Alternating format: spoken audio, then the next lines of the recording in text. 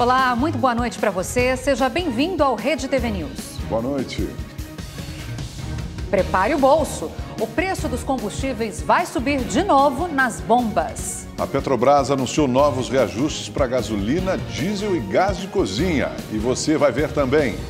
Senadores aprovam 2 projetos de lei que buscam conter as altas dos combustíveis. Avião da Força Aérea chega ao Brasil com 68 brasileiros e estrangeiros que fugiram da guerra. O governo fez ainda um acordo com companhias aéreas para transportar sem nenhum custo todos os passageiros a seus estados de origem.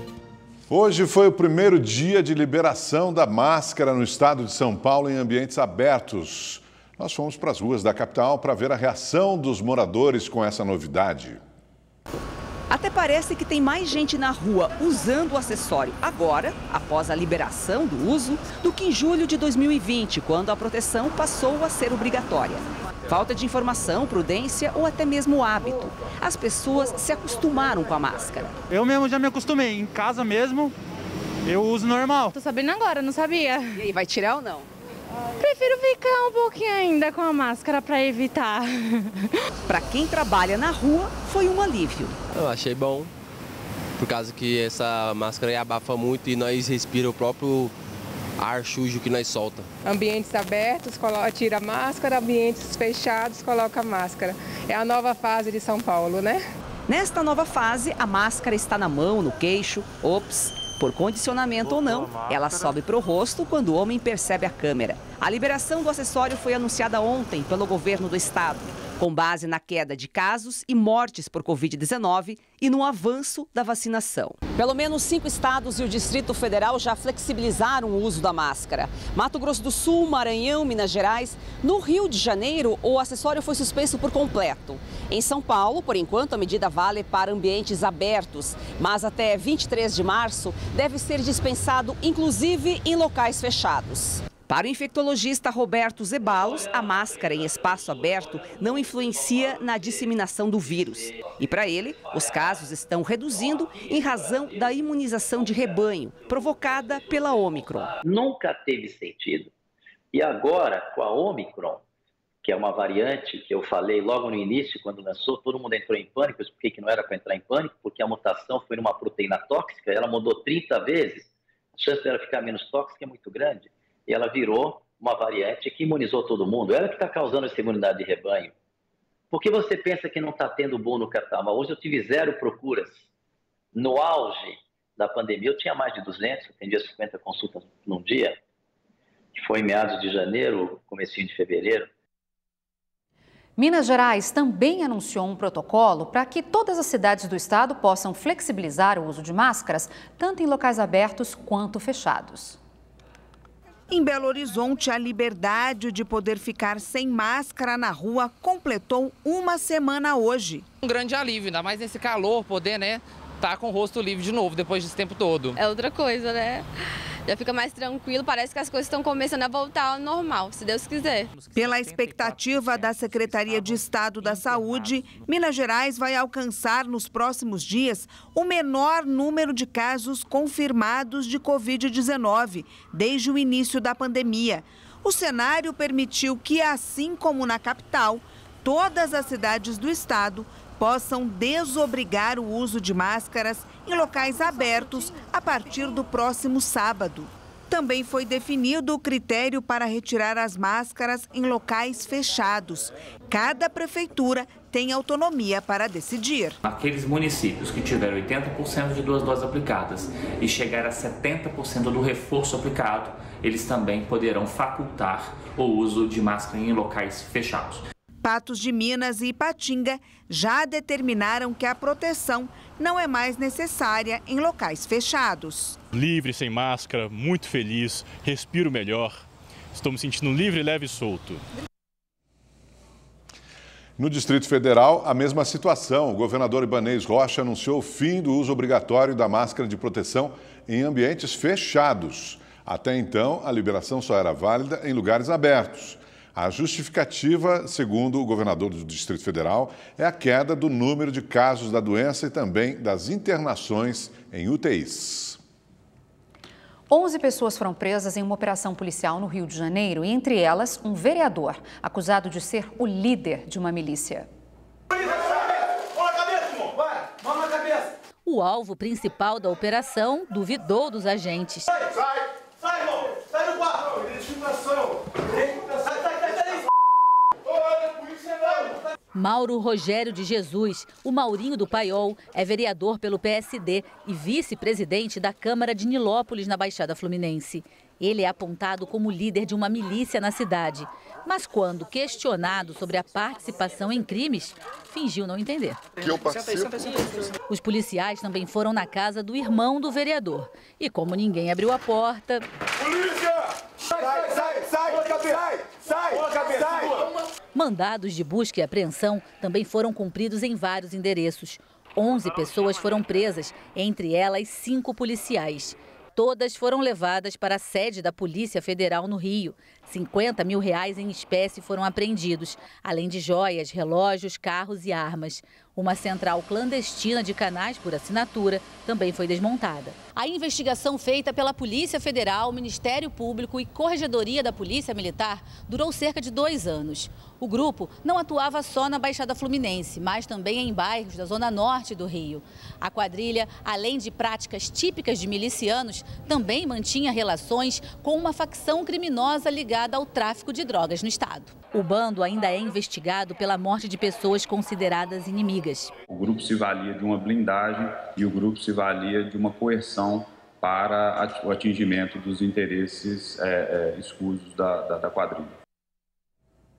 Em nota, a Câmara Municipal de Nilópolis informou que aguarda um comunicado oficial da defesa do vereador e da autoridade judiciária para analisar quais medidas serão tomadas. O PSD, que é o partido de Maurinho, afirmou que vai expulsá-lo. Nós não conseguimos contato com a defesa do parlamentar. Um funcionário de uma concessionária que opera linhas de trem e de metrô em São Paulo morreu durante a madrugada. Outras 2 pessoas precisaram ser encaminhadas ao hospital em ocorrências que aconteceram em diferentes estações da capital paulista. O funcionário da empresa Via Mobilidade morreu enquanto trabalhava na linha 9 Esmeralda de trens, que liga a região metropolitana à zona sul da capital. Segundo a concessionária, o funcionário estava fazendo um serviço de manutenção em um equipamento dentro de uma sala na região da estação de Pinheiros. Os detalhes do acidente, que aconteceu na madrugada, não foram divulgados. A suspeita é que ele tenha recebido uma descarga elétrica. A Via Mobilidade informou apenas que está apurando o caso. O acidente não afetou a operação e os trens circularam normalmente hoje. O corpo do funcionário está no IML aguardando a liberação. A família dele mora no Haiti.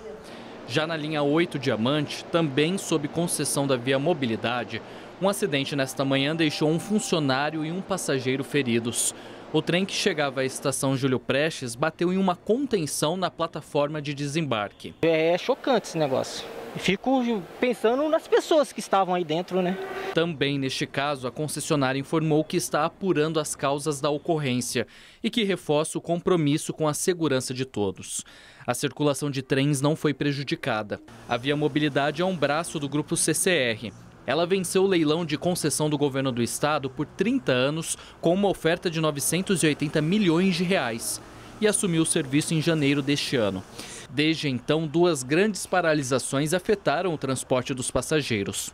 No último dia 4, os trens da linha 9 Esmeralda circularam com a velocidade reduzida e maior tempo de parada por causa de uma falha no sistema de alimentação elétrica. Por dia, pouco mais de 1 milhão de passageiros circulam nos trens das 2 linhas administradas pela Via Mobilidade. Será que tem mudanças no tempo na sua região? Acompanhe a previsão com Gabriela de França. Olá, boa noite para todo mundo. Olha, a quinta-feira foi de muito calor pelo Brasil, mas principalmente no Rio de Janeiro. E pode se preparar, porque a capital mais quente do país vai ter mais um dia muito quente amanhã, máxima de 39 graus, mas pode passar disso, tá? No final de semana, a gente vai ter um refresco de leve aí, a temperatura cai para 33 graus no domingo, a gente tem aumento de nuvens e depois aí de mais de 15 dias de clima seco, sem chuva, finalmente tem previsão de chuva chuva para a capital fluminense a partir de sábado. E olha, falando em chuva, os temporais hoje voltaram a causar estragos em várias cidades gaúchas. Agora, em Uruguaiana, a chuva foi parar dentro da Santa Casa. Os corredores do hospital ficaram assim, olha, todos alagados e cheios de água. Bom, amanhã a chuva perde força no Rio Grande do Sul ao longo da sexta-feira, tá? Agora a chuva fica mais pesada, intensa e concentrada entre Santa Catarina e o Paraná, por causa dessa frente fria aqui que vai avançar nas próximas horas e no final de semana em direção ao sudeste. Por isso, tem virada no tempo aí em todo o estado de São Paulo e na capital paulista, tá? Já tem previsão de chuva a partir de amanhã, mas é no sábado que a chuva vem em forma de temporal, o tempo fica fechado e tem queda de temperatura. Até domingo, a máxima não passa de 24 graus, um refresco aí depois de uma semana bastante quente. E olha, a sexta-feira vai ser com pancadas de chuva em praticamente todo o Brasil. A gente vê esse verdão aqui no mapa. O tempo só vai ficar mais firme, né? No sul, aqui no Rio Grande do Sul, como a gente falou, no interior de Minas, em áreas aqui do Rio de Janeiro e na costa leste do Nordeste, entre Natal e Salvador.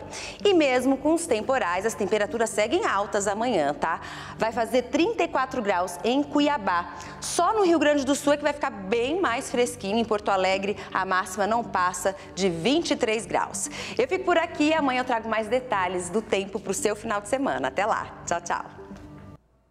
Bom, agora a gente vai falar de economia com conexão ao vivo com o Rio de Janeiro. A Petrobras anunciou novos reajustes nos preços da gasolina, do diesel e também do gás de cozinha. E essa medida foi tomada por conta do aumento na cotação internacional do barril do petróleo, após o início da guerra na Ucrânia. Quem conversa com a gente agora ao vivo é o repórter Tony Vendramini, que traz mais informações a respeito dessa notícia. Tony, boa noite. O que diz a Petrobras? Boa noite, Milena. Boa noite, Augusto. Muito boa noite a todos que nos acompanham. Olha, Milena, Augusto, a nossa equipe agora à noite percorreu alguns postos de combustíveis aqui na zona sul do Rio de Janeiro e, pelo menos por enquanto, não há aquele movimento dos motoristas para abastecer antes do aumento. Nesse posto onde nós estamos, no momento, o litro da gasolina comum já é vendido a R$ 7,79. Em Belo Horizonte, sim, houve uma corrida dos motoristas para os postos após o anúncio do reajuste nos preços dos combustíveis.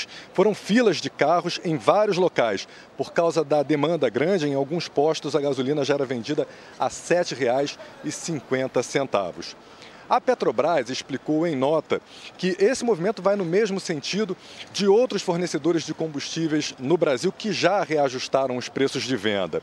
Também informou que não repassou de imediato o aumento no preço do petróleo, observando o movimento diário e que depois da cotação atingir patamares consistentemente elevados, o reajuste se tornou necessário para que não haja risco de desabastecimento no mercado brasileiro.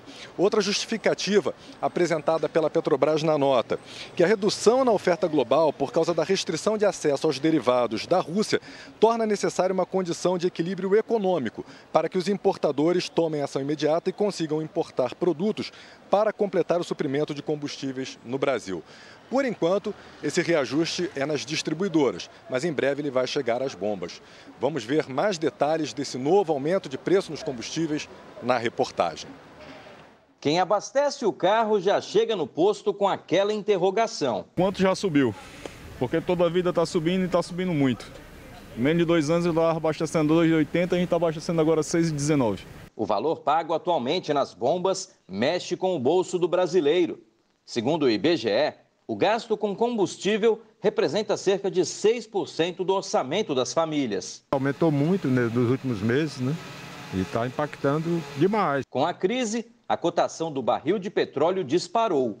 Desde o início do conflito, o preço do petróleo Brent, referência internacional, já subiu 20%. Em 24 de fevereiro, primeiro dia da invasão, o barril custava pouco mais de $100. Nos últimos dias, ultrapassou a marca dos $130. Qualquer tipo de risco, né, que o mundo vive, né, a guerra é um risco, também pressiona os preços do petróleo para cima, principalmente quando essa guerra envolve o segundo maior exportador do mundo, que é o caso da Rússia. No Brasil, a Petrobras não reajustava os combustíveis desde o dia 12 de janeiro, mas não teve jeito. Com o aumento do petróleo na cotação internacional, a empresa anunciou hoje que a gasolina, o diesel e o gás de cozinha vão subir a partir desta sexta-feira nas distribuidoras. O preço médio do litro da gasolina passará de R$ 3,25 para R$ 3,86, aumento de mais de 18%. O diesel vai passar de R$ 3,61 para R$ 4,51, reajuste de quase 25%. E o gás de cozinha, de R$ 13,86 para R$ 4,48 o quilo, alta de 16%. O GLP não era reajustado há mais de 150 dias. Atualmente, o botijão de 13 quilos custa, em média, R$ 102,64. E essa escalada nos preços dos combustíveis já é um problema conhecido dos brasileiros. Para se ter uma ideia dessa elevação nos últimos anos, basta acompanhar o preço da gasolina nas refinarias. Em dezembro de 2020, ela custava R$ 1,84 o litro. Agora, com o novo aumento, essa alta vai chegar a mais de 100%. Para este economista, o país, que também é importador de combustíveis, acerta ao manter a política de preços atrelada ao mercado internacional. Se a gente não tiver a paridade preço internacional, né, que é o que acontece hoje, quem que vai importar combustíveis para o Brasil? Como é que a gente vai suprir essa necessidade de demanda? Na minha opinião, a política de preços ela não vai mudar. O que pode acontecer é o governo com algum tipo de política pública para diminuir a volatilidade e o aumento de preço para o consumidor. Por enquanto, a alta dos preços ainda não chegou nas bombas, mas o consumidor já se prepara para o aumento. A gente suporta, porque ou você faz isso ou tem essa mobilidade ou não tem essa mobilidade. Como a gente não tem mobilidade pública de verdade, então a gente se sujeita a espremer o nosso orçamento. O governo federal não descarta a possibilidade de adotar um subsídio para o óleo diesel caso a escalada do preço do petróleo no exterior continue. Vamos então a Brasília, ao vivo, falar com a repórter Mônica Vieira sobre esse assunto. Boa noite para você, Mônica. Essa possibilidade de subsídio seria para quando?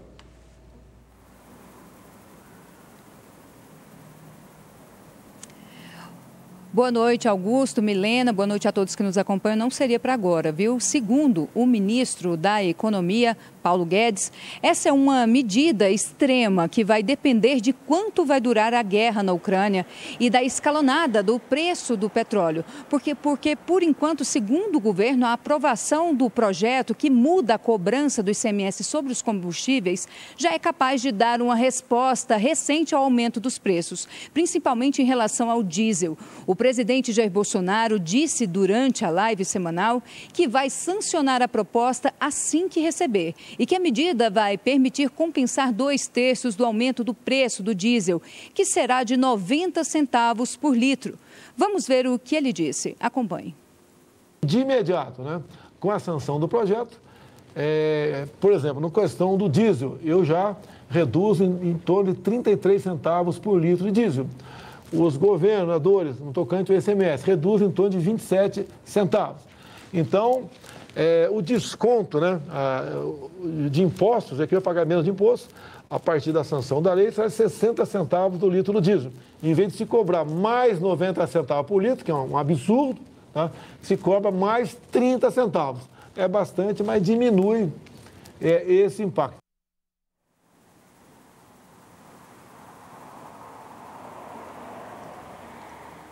E nesse momento, a Câmara dos Deputados discute projeto que muda a forma de cobrança do ICMS sobre combustíveis.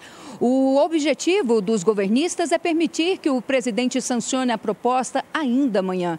E além do projeto do ICMS, hoje à tarde, o Senado também aprovou a criação de uma conta para compensar os futuros aumentos dos preços dos combustíveis. Vamos ver na reportagem como foi a votação nas duas casas. A votação colocou lado a lado governistas e oposição. Os dois projetos criam mecanismos para tentar conter os preços dos combustíveis e reduzir o impacto para alguns setores. O primeiro cria uma conta de estabilização de preços, com valores mínimos e máximos. Quando os preços do mercado estiverem abaixo do limite inferior, a diferença será acumulada na conta de estabilização. Quando os valores estiverem acima do limite superior, os recursos da conta serão usados para manter os preços na margem.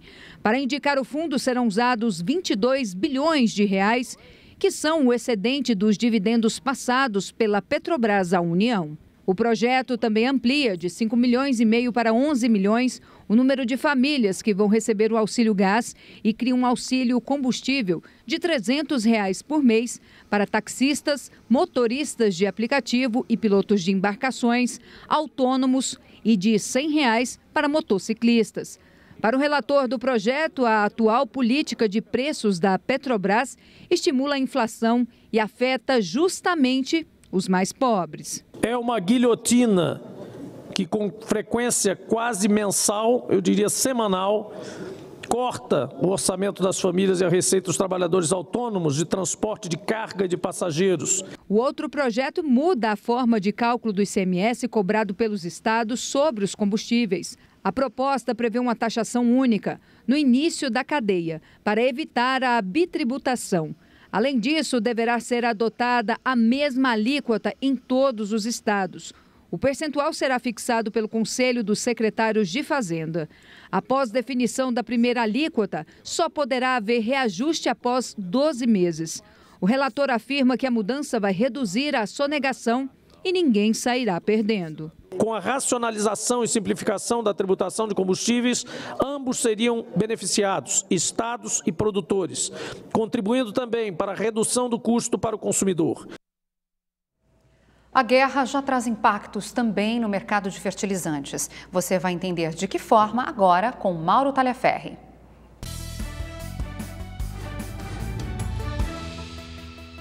Eles são uma espécie de suplemento alimentar das plantas. Os fertilizantes ou adubos são substâncias aplicadas no solo que devolvem à terra os nutrientes que ela vai perdendo ao longo de vários plantios e colheitas. Sem esses nutrientes, as plantas crescem pouco, a lavoura rende menos, se torna economicamente inviável. Existem várias substâncias usadas como fertilizantes. As principais são o nitrogênio, o fósforo e o potássio, representados pela sigla NPK.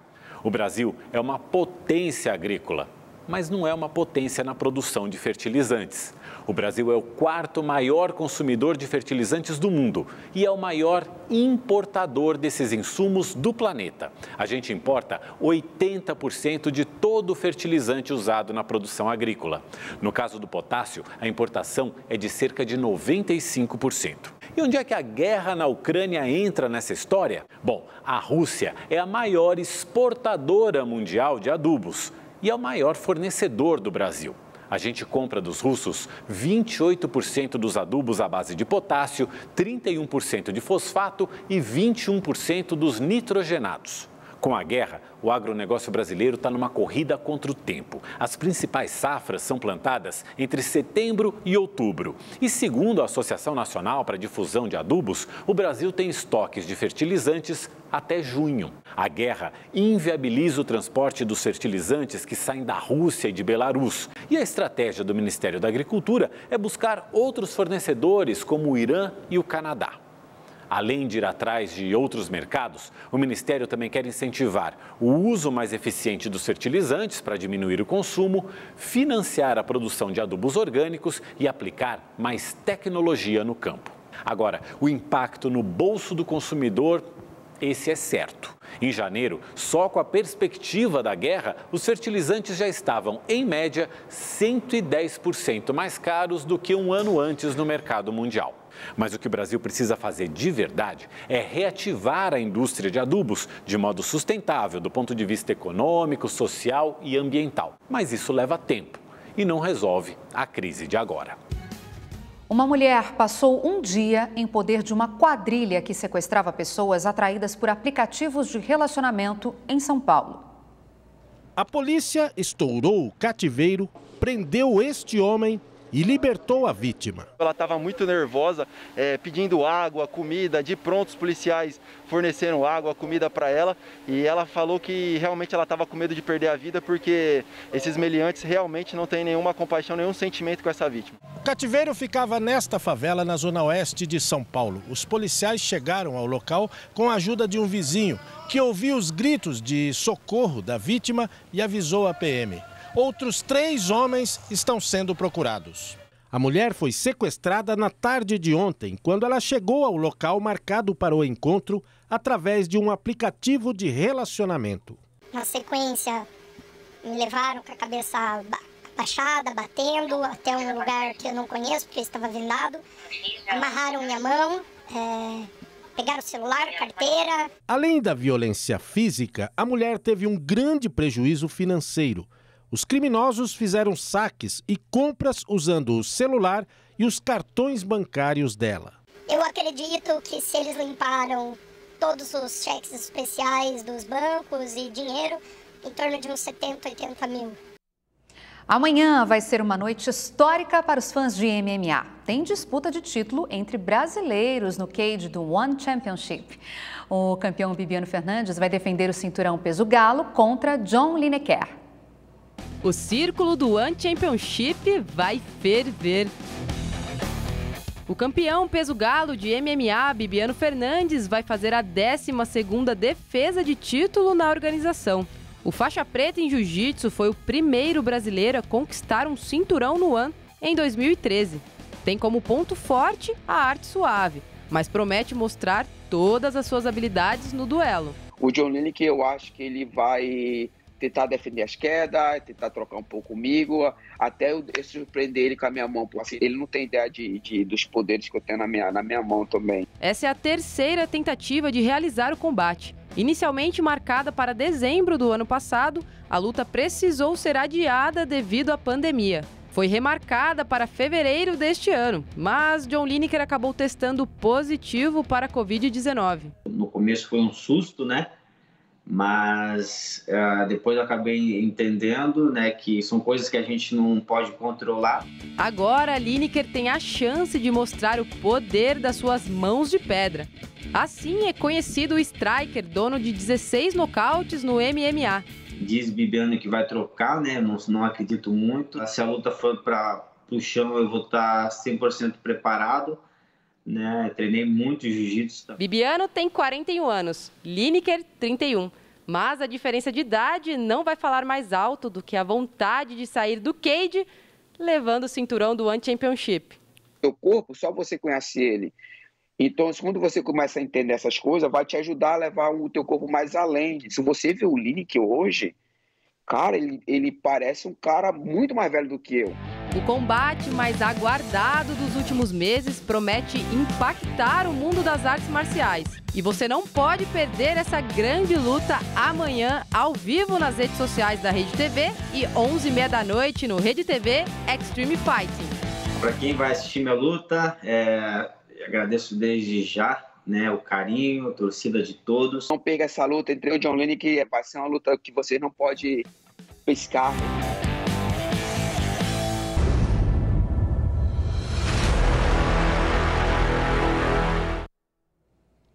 Chegou ao Brasil a aeronave da Força Aérea Brasileira, trazendo de volta os brasileiros e estrangeiros que fugiram da Ucrânia devido à guerra. Eram 6h44 da manhã, quando o KC-390 Millennium da FAB pousou na base aérea do Recife.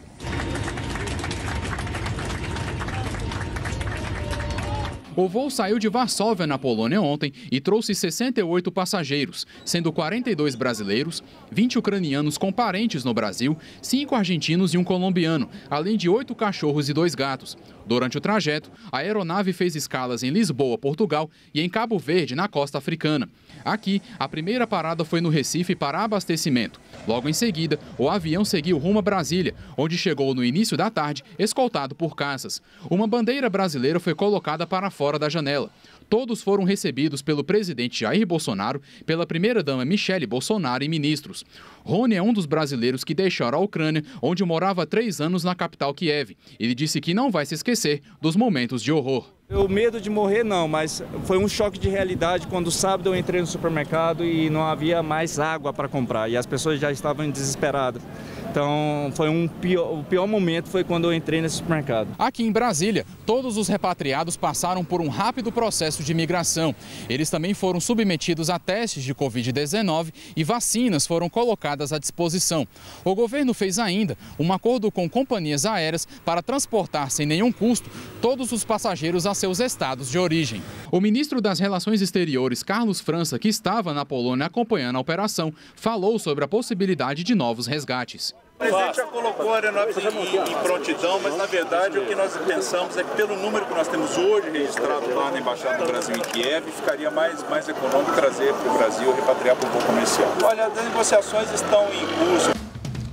Ficamos por aqui, uma boa noite para você. Fique agora com o programa sensacional da querida Daniela Albuquerque. Boa noite.